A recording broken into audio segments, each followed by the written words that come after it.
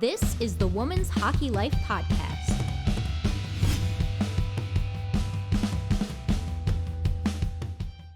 Welcome to the Women's Hockey Life Podcast, empowering women and girls in hockey. We'll be talking in depth about what it really takes to be unstoppable on the ice and in life. We'll be looking at the mindset of the most successful women as they mastered the game and went on to even bigger successes in life because they mastered it.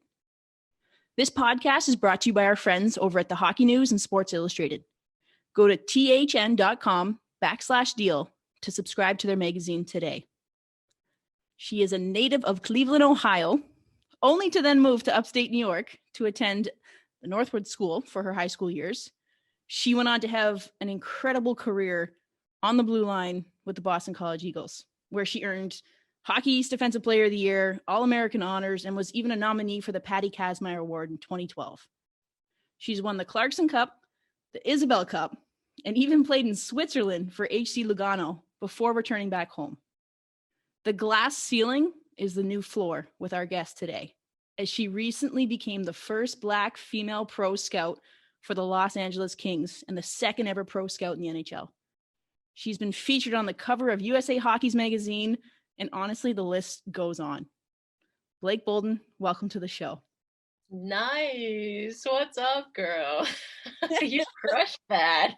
Well, thank you. It's easy to talk about you. I mean, we've known each other for years now, and I'm so honored and privileged to have you here as a guest on our show. And I can't wait for our listeners to get to know you a little bit more and in depth about what you're doing, how you're doing it all, and the impact you're making in the hockey world. Oh man, this is gonna be fun. I know it's gonna be fun. Let's dive into it. It always is. It always is. How are you doing? You're out in LA, obviously, right? Yeah. Well, I'm actually I'm in Southern California. I'm in San Diego. Okay, you're down in San Diego. Yep. To LA a lot, but I can't complain. It's Cali, so. What's the weather? Pump in. It's like 68 degrees out there. Like what? It's gravy. I'm spoiled. Ask me how it is in Ottawa, Ontario, Canada. Oh yeah, what is it like? Snowing, windy. We had some snow last week. The rain took it away, but I think we're supposed to get a little bit of snow tomorrow too. So it's all good. We're gonna have those outdoor rinks going soon and just living it up. And it's fun to see the kids out in the outdoor rink. So brings back some childhood memories. So let's get into it here. How did this all start for you? How did you, Blake Bolden, get into hockey? Yeah, I got into hockey when I was 6 years old. I saw the IHL, Cleveland Lumberjacks, and the Gund Arena back in the day. My mom started dating a man whose favorite sport was ice hockey, and he started taking me to the games. And I was just like, this is the sickest thing I've ever seen. And how do I sign up? So it was just kind of like I fell in love with it. I fell in love with how fast it was. I fell in love with how physical it was. I was doing, other sports that just weren't piquing my interest. And that was just like an immediate spidey sense. Like, I need to figure out how to get on this ice. That's awesome. Thanks, Mom. Thanks, Mom, for dating somebody that was into hockey. Yes, thank you. Right. So you started when you were 6. Yeah. You growing up in Ohio playing hockey, obviously being a woman of color. What was that experience like? Like, were you the only Black player on your team? Were there others? Did you compete against other players? Like, that's a whole other ballgame. Oh, yeah. I mean, I look back at my pictures from when I started. First, they're absolutely embarrassing. I didn't even have my equipment on right. But also, yeah, I mean, I was always the only Black person in the photo, in the team photo. I would go to clinics and camps in Ontario to learn how to skate and work on my edges. And I was the only Black girl in the whole camp. I just remember just feeling a little bit out of place, but it felt, after time went by, it was just something that I got used to. And it was challenging, especially when I started playing like AAA boys hockey. And that's when the Tiger parents come out and they are not happy about this young girl beating up on their son. And, oh, how dare she be a girl and Black? Why is she playing this sport? And so those things happen but I had a very strong support system. My mom is a beast. She protected me. I felt so safe walking in there, because I know that my family had my back, and that's all that mattered to me. I think I need to meet your mom. I think we're a couple minutes into this, and I'm already like, your mom is she's a pit She's, bull, eh? She just protect the cub and oh yeah. paved the way and gave you the safe comfort of pursuing what you love. Oh yeah, she wasn't having any of that mess. Like, even to this day, I'm an only child, so I got that. I got that extra. The extra love, the extra protection. Yeah. Hey, whatever, take it. It's great because it's clearly, help pave you and to create the path for who you are today and what you're doing. And we'll get into that a little bit later. But so moving forward in your career, Northwood School, Boston College, like when was the first time that you sat in a locker room with another Black player, person of color, different ethnicity, race? And, when was that? And then how did that make you feel? Was it an instant like, yo, I got you, like, let's do this, we're going to take over the world? Yeah, I mean, definitely there's an instance where there's a player of color. He was a Black boy who played in Michigan. Yeah. And obviously we weren't on the same team, but my mom would meet up with their parents, and they would like go out to dinner, and we would go over to their house. I remember that happening like a couple of times. But to actually sit into a locker room with a person of color, that wasn't until my senior year of college, where I met Kalia Johnson at Boston College, and I was the captain at that time. I saw her and I was like, oh my gosh, like, we're gonna be best friends. Yeah, so we were super close, and I definitely wanted to be everything that she needed for me at that time as she was coming in as a freshman. I love that. I love that. Do you keep in touch with her to this day? Oh yeah, absolutely. We like share beauty tips, hair care products. Like, I love that. I like follow her on the gram. She's obsessed with Jordan sneakers. I'm like, girl, you caught these. So yeah, we're so close. But that's awesome that you keep in touch with her, though. Yeah, she's a sweetheart, and she was always super kind and curious, and she's great. It was fun playing with her. And that's the beauty of like college hockey. You make these lifelong friends there. You bond with them. Sometimes it's for only a year, or it could be for the whole 4 years, and then you all go your own way and do your own thing. But like when you really connect with certain people, it's this beautiful friendship and relationship that just blossoms over time. You don't have to talk every day, right? But when you create that special bond with somebody, it's amazing just to have that understanding and compassion. Like you guys went through the grind together at BC, right? and you had an amazing career there. Like you rocked it, clearly. Patty Kazmaier nominee, that's in and of itself an accomplishment. Like you were one of the best in college hockey. Well, I had really good teammates. I had Kelly Stack to give me the puck a lot of the time, so or to score when I gave her the puck. So she made my statistic number go way up. Thanks, Stack. Give her a shout out for that one, eh? So okay, so you have this great career at BC, and then you've, like I said, you've won a Clarkson Cup, an Isabel Cup. What made you want to go play overseas, and why Switzerland? Girl, I've had a couple of moments in my life where I feel like I've just gotten this intuition that I needed to do something or shake it up. The first moment was when I graduated from BC, and I was upset about not playing for Team USA anymore. And I went home and I was crying and I was feeling sorry for myself, and I didn't really know what I was going to do. And then I woke up one day and I was like, screw this, I'm going back to Boston and I'm going to play in the CWHL. Yeah. And then I look back and I'm like, what if I had actually like sulked in my sorrow and didn't continue to play? Like, there's no way I would be where I am today. The second moment was when I was playing in the NWHL for those 2 seasons, and I was like, you know what, I'm just like feeling stuck. Like, it's a lot of the same. I'm someone who like needs to move on after a few years or have something different. And I just remember waking up being like, boom, I'm going overseas. I don't know where it is. I started Googling things and I saw a picture of Lugano, of all places, which was like the most beautiful city ever, town. And I was like, I'm going there. I'm just going there. And I hit you up and you're like, this is what we're doing. And I'm like, thanks, Jack. Seamless from there. Yep. And then like Lugano, it's right on the border of Italy. It is Oh my seriously God. the Alps. Like it's beautiful and it's an experience. But like you started this whole story by saying you trusted your instincts, your gut, right? You had this feeling. And Yeah. I feel like that's something that a lot of people don't pay attention to. Oh They yeah. have that gut instinct or that feeling of I should turn right, but I'm going to go left anyways, and they ignore it and something happens, right? So how do you help cultivate, or how do you help empower people to feel that, embrace it, and know that you've got to follow it? Yeah. I think that that's a really good question. I would say that there is no such thing as failure. And if you do something because your gut is telling you to do it and it doesn't turn out the way you thought it would, I wouldn't consider that a loss. I would just consider that an experience, something that you needed to go through to become the person that you are. So I would just say to have no fear. And at that moment, I was just like, I need to put myself out of my comfort zone. I'm going to go to a different place. I'm going to not speak the language. I'm going to not know anyone, and I'm just going to see what happens, and just completely put myself in this like, holy crap, like I'm scared situation.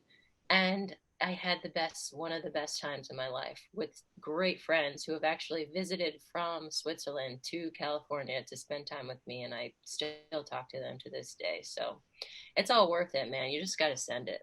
You just got to do it, right? And that's just it. It's either a lesson learned or a win, Yeah. There's right? no losing. It's like you needed that. Yep. Whatever.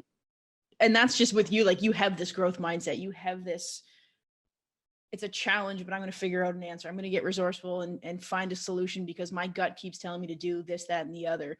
So Yeah. has there been a time where you went with that and it didn't quote unquote, you're laughing already. It didn't quote work out in the sense of it's in the win column, but maybe more of a lesson learned. I think that's a good question. I don't actually think that that's ever happened. I think that you just have to have patience, you know? You just have to have patience, because when I first moved out to San Diego, people were telling me that I was freaking crazy.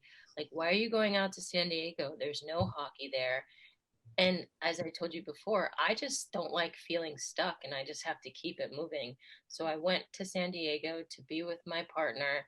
I didn't have a job. I didn't have a plan. I had just gotten back from Switzerland, and now I'm a scout, first Black female scout in the NHL, the second ever.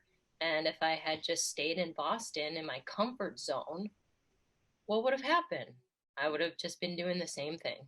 So, and that took time. That took almost a year and a half of me trying to figure out what the heck I'm doing in Southern California. But I felt that that was where I needed to be. Time and patience. Yeah. Two hardest lessons to learn in life, right? Like that is hard, but ultimately with patience and obviously time, you're now a pro scout with the LA Kings. Like when we first connected, that wasn't even on the radar. That Not wasn't at even all. like, hey, I woke up one day, or hey, when I was a kid, I've always dreamt of being a scout for an NHL team. It happened because I believe you keep and kept on trusting your gut, your intuition. Easy for me to say. What's that word? Intuition. And you followed it, and amazing things happen. It's like what your dream was, it was wilder than you could even expect. Exactly. So, right? So talk to me about this. Like, how has your life changed since joining the Kings program? Oh, man. It has been a complete 180. I would say, too, just being a professional women's ice hockey player, you feel undervalued or not appreciated. So that, and also like not making Olympic teams, or not feeling like you're good enough or you deserve credit or validation. And being with the Los Angeles Kings has been not only like extremely validating to say you are worth it, you have the experience, you have the knowledge to be in this position, you deserve it, but just like the support that they have given me and the tools and the resources that they're providing for not just me, but other kids in Southern California that they care about to be interested in the sport of ice hockey. And, as soon as I signed on in January as a scout, I had Luke Robitaille and our COO, Kelly Cheeseman, say, "Hey, Blake, I know that you're this person in the sport of ice hockey, and this isn't, this is your passion to diversify the sport. What do you think about doing it here?" And I was like, "Heck yeah, LA is one of the most diverse places in the world. I'm down. Let's go." Sign me up. Let's do this. So talk to me about that too, like being a growth and inclusion specialist. Like, what are you doing with the Kings right now to help in that area? Yeah, well, right now it's been troubling because we can't do a lot of hands-on. But I feel like we're really just putting our money where our mouth is. We just donated equipment and finances to an organization called Power Project, which is a group of amazingly beautiful young diverse girls who are learning how to play hockey. I mean, they're just on the ice in these awesome pink jerseys, working with the Hawthorne police force, and we're just having a good time on the ice. Some of them have never played, and some of them have been playing through Power Project for a couple of seasons, and it's been really cool to hang out with them. The Los Angeles Kings have also partnered up with the Alliance, which is 11 of Los Angeles' sports teams. So we've got the Clippers and the Rams and the Lakers, and everybody's just coming together in the unfortunate instance with George Floyd, and our city in Los Angeles just erupting with protests and riots. And we felt that athletes and sports are very powerful, and we can change the trajectory and not necessarily say, "Hey, play this XYZ sport," but you can get into the sports field with mentorships or education or jobs in the future, and maybe become a scout for the Los Angeles Kings if you want. So we're just kind of experimenting and exploring ways to connect with the youth because they are the future. And the Kings Care Foundation does so much with ball hockey. We're out there playing with kids, just giving them a stick and a ball. And right now that's been on hold, working with YMCAs and boys and girls clubs and public schools and underserved neighborhoods, and just saying, hockey's out there. If you're interested, we're here. If you want to come along. And so, I mean, that's me. That's like where I thrive, is just interacting with these kids. Blake, like, how proud are you of yourself? And like, this is going to be a humble brag. I know you are humble, but like, do you hear what you just said? Yeah. Like, do you ever sit back and say, "Wow, this is my life. I get to impact people and be a role model and be the face of maybe why people get involved in sports and hockey." Like, you are literally that person. How proud are you? I mean, it's exciting. It helps me wake up feeling a huge amount of gratitude in the morning, and just like, yeah, I mean, it really just is fulfilling. It's the only word I can think of. It's something that I remember in the CWHL, the first time a little Black girl came up to me and said that she came to the game because of me, where I had Hillary Knight and Brianna Decker and all these amazing studly Olympians around me. She came up to me and said, "I love hockey because of you, and I'm here with a sign that says Go Blake on it." And I'm like, whoa, like, this Tears. is huge. This is like, when we talk about the USA Hockey magazine, like, that's just representation. That's just putting a face that someone might not normally see on a cover. I used to get that magazine as a little girl all the time, and I would flip through and I wouldn't see nobody that looked like me. Because maybe you were meant to be that first face, and you are. Dude. Like, and I wanted to talk to you about that. Like, you're literally inspiring and motivating everyone, like not even just girls, but boys of color, of different ethnicities and races, to see someone other than a white hockey player on that magazine.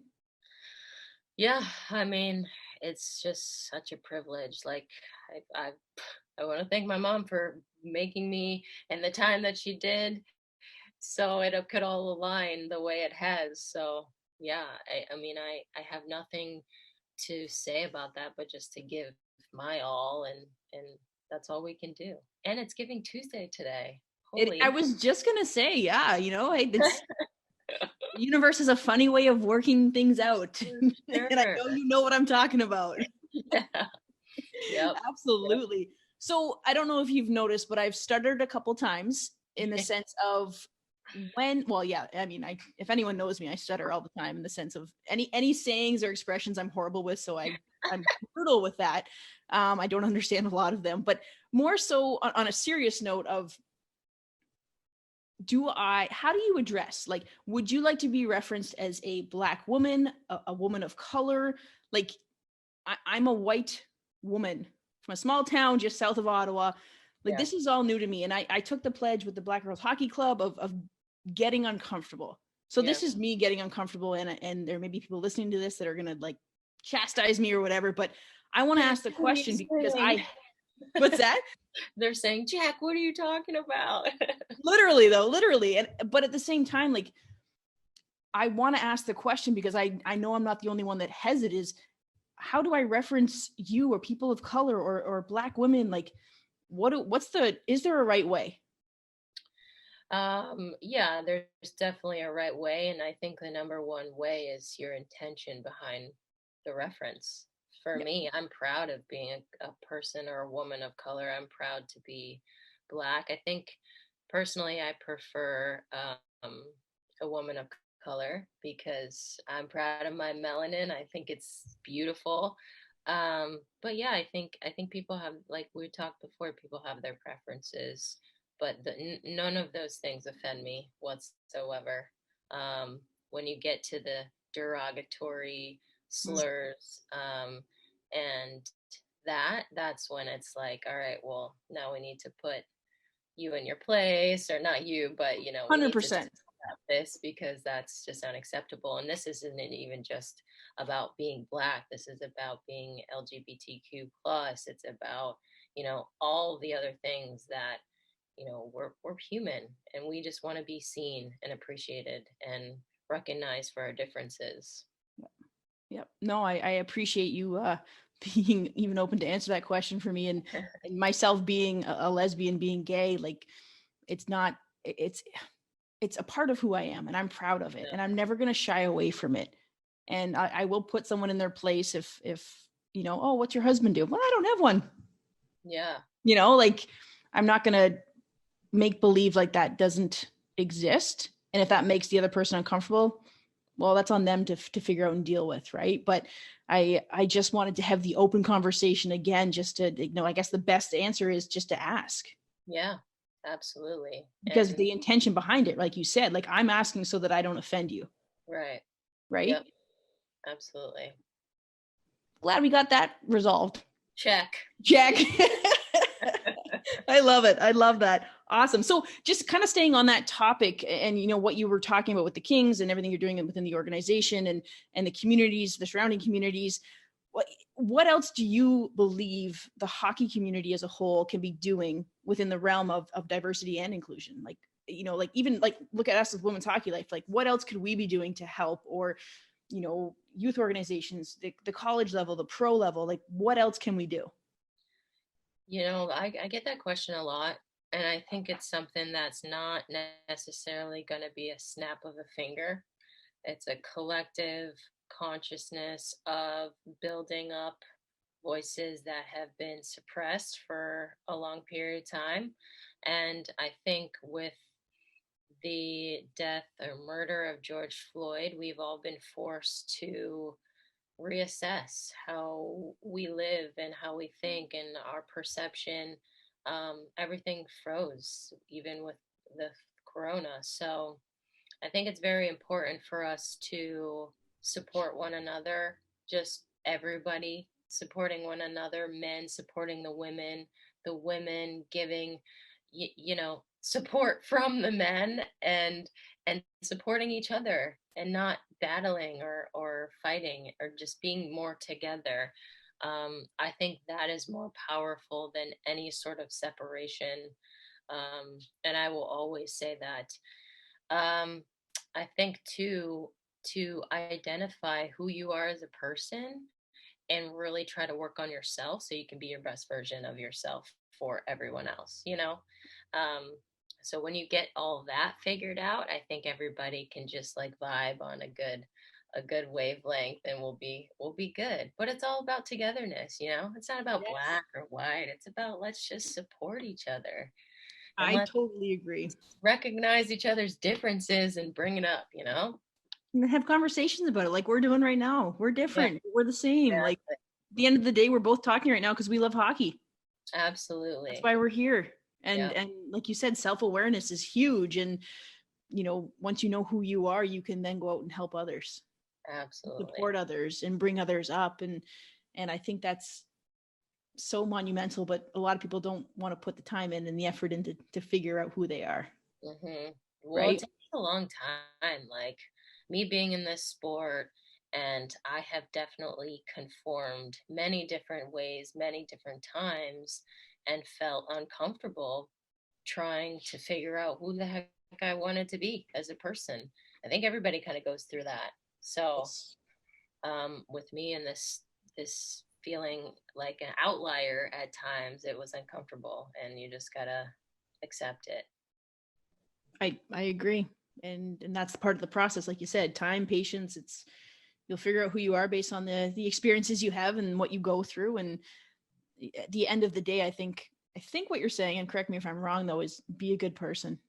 Yeah, Like exactly. let's just sum it up to that. Just be a good person. If you're a good person, and at the end of the day, if your intentions are pure and it's to and it comes from a place of love, then you can't be wrong. Yeah, yeah, Right? that's exactly what I'm saying. I got you, girl. I got you. Oh my gosh. This is why I love talking to you. Like we understand each other. We get it. We get it.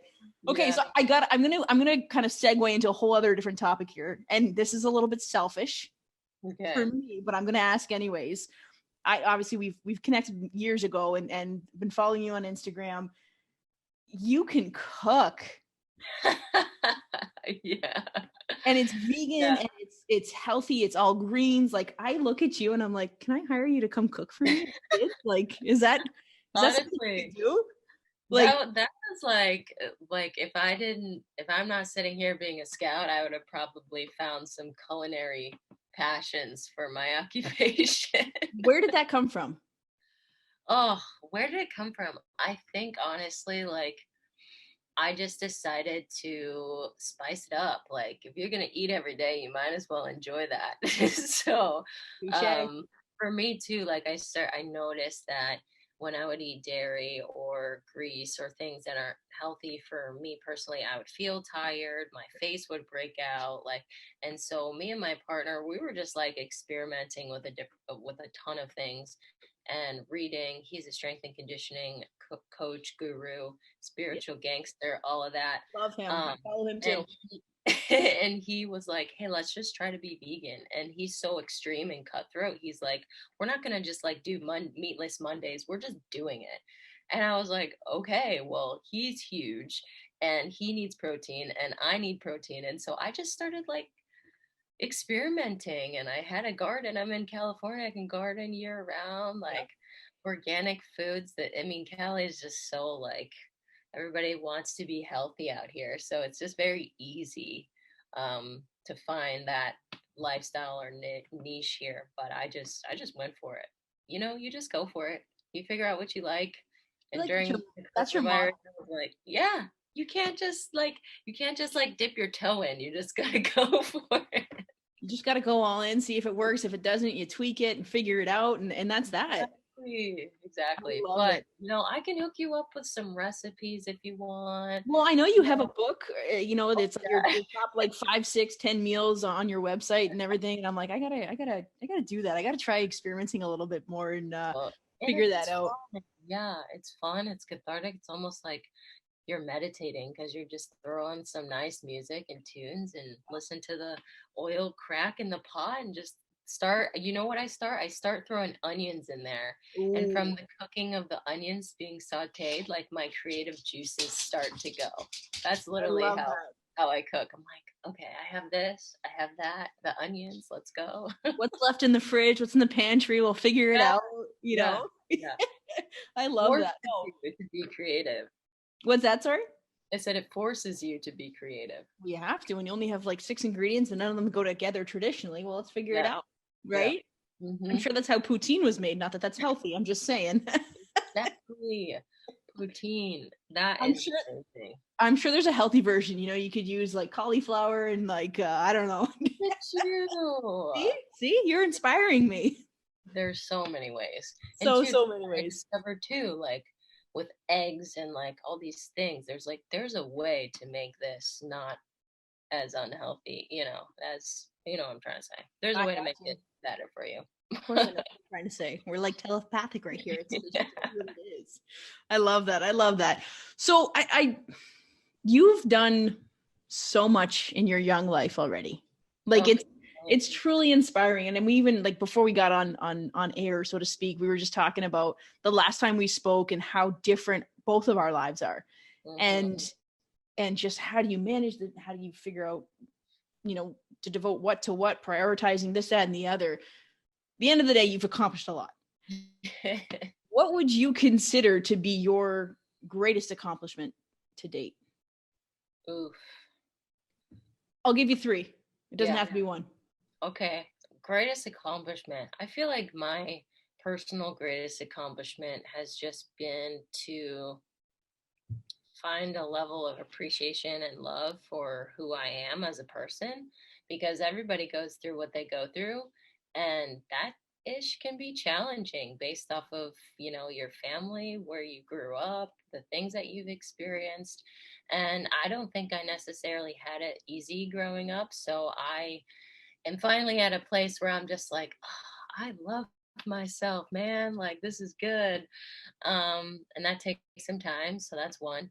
Two, I'm really proud of how I have kind of just, well, I guess this is a part of number one, but just like, I don't fear anything anymore. Like, there's just no fear. I think all the hockey stuff, I mean, those are great accolades and things like that, but there's nothing like just taking care of yourself and just being you. I don't even really have like an accomplishment like that. It was pretty pumped that I was scrolling and I was underneath Serena Williams in Sports Illustrated, but like, We you know, didn't even talk about that. And I'm like, when I saw that, I was like, I know her. I know her. oh man. And Sarah Nurse texted me. First thing I saw when I woke up was Sarah Nurse text, like, no big deal, girl. And I was like, what's she talking about? And I was like, oh Yeah, underneath, right yeah. there. Yeah, I guess that would be pretty big for me because I love me some Serena. Who doesn't? It's unreal. Like unreal. Yeah. I love that. And I think sorry, was that all? You good? I mean, I just like, everything that you and I are both doing is just about growing the sport and giving people resources and options to navigate. Like, there's just so much going on. So, you're a hot spot, you're a one-stop shop for so many things, right? And if I didn't reach out to you, I wouldn't have known how to get overseas to Switzerland. I wouldn't have known where to start. Yeah. So we're both doing amazing things, and I don't really like to like count my trophies. I'm just like, I just want to be dope inside and have a good time. And that's what I love about you, because that's why you're successful. It's not about the accolades, and your answer couldn't have been any more perfect. Like, you don't fear anything anymore. You are who you are, you know who you are, and you're just radiating love now. Like, I can feel it in this conversation, and Yeah. you just want to give. Yeah. But you can do that because you're in a place of knowing who you are. Right. You are, and it's obviously an ongoing process, but you got to take care of yourself every day. But once you do that, then you can give to others, right? You got to take care of yourself first and then give to others. And I just love that about you. And I'm so excited to see what the next chapter is, where you go. Like, you're just going to continue to crush that glass ceiling, and then it is the floor, and it is like I'm pumped, and I hope to have you back on this podcast again. We'll do a little check-in, maybe 6 months from now, a year from now, see where you're at. But please do. Yes, no, you're at too. 100% I will.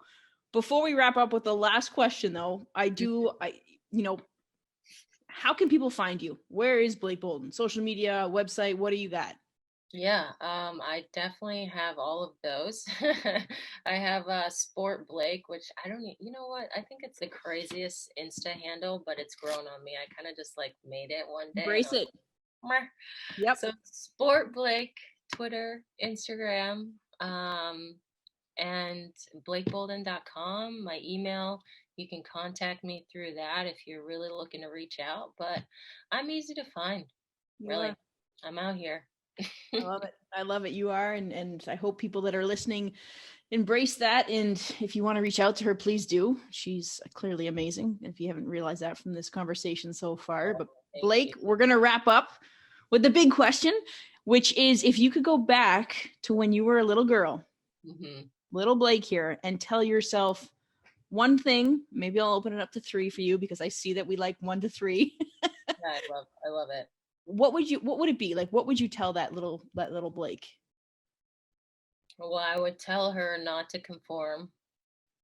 I would tell her to just be pumped about being different. Don't shy away from it and embrace it, and rock your natural hair and be you, and just don't care about what people think, because I think our world, even today with social media, it's really challenging with the dopamine hits and the likes and the clicks and the views. It's just, that stuff doesn't matter. And you'll find your people, and those will be the people that matter. Well said. Well said. Could you imagine, you just triggered this question for me, and I know we're going to wrap up soon here, but could you imagine if we grew up with social media? Oh, it would have been wild. Right? Like, I feel so badly for the kids. Like, I'm just like, this is not good. No. Like, stay off it, or just when you're on it, be cognizant of what you're posting. But like, it's a whole new world. Yeah. And it's instant gratification, like you said. And I think that the advice you gave to the younger self is the best, of just, who cares what other people think? Yeah, just be you, man. Be bold. Exactly. Your motto, Blake Bolden, be bold. Be bold. You took it from me, man. I love that. I forgot. Hey, I know you. I've been following you, and I respect you and appreciate you. And Blake, I honestly can't thank you enough for being a guest on our show. And like I said, I would love to get you back at a future date. And sure. For anyone else listening, you know how to get a hold of her now if you need to. She is a wealth of information. She's inspiring. She's the real deal. She is. Oh, Jack. One day she's going to be on top of Serena. All right. I mark my words. You're going to be up there. Oh, Serena, man. I just want to be friends with her one day, like, it's going to happen. Go for a round or two. It's going to happen. You want to go a round or two with her? Yeah. Wait, are you talking about on the ice or on the court? On the court, on the ice. No fear, Jack. I love it. I will be the ball girl. Yeah. I will be your ball girl. I will be there. I will chase those balls down. You can hit me if you want. I'll take it. Like, whatever you need. I'll be the ref on the ice, No, Blake, I really appreciate this. Thank you. For everyone listening, I hope you've enjoyed this episode. Until next time, stay safe, stay healthy, and keep chasing your dreams.